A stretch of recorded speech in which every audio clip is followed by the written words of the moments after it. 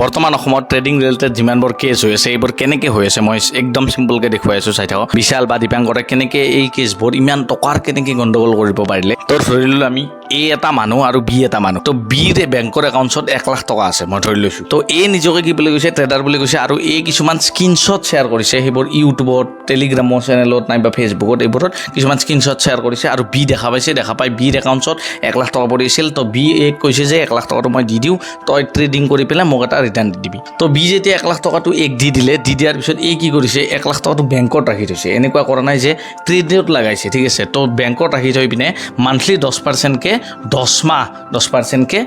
এই 1 লাখ টকাটোৱে বিক ৰিটাৰ্ণ দি আছে তো বি ট্ৰাষ্টটো এনেকৈ বিল কৰি দিলে মানুহবোৰে এক বহুত ডাঙৰ এমাউণ্ট দি দিয়ে নেক্সটবাৰ কাৰণ প্ৰথমবাৰ বিশ্বাসটো পাই গ'ল এই তাতে এটা সময়ত কি হ'ব 1000 কোটি টকা হৈ যাব বা 500 কোটি টকা তাৰ একাউণ্টছত থাকি যাব তেতিয়া কি কৰিব এই পলাব আমচেছ এইটোৱে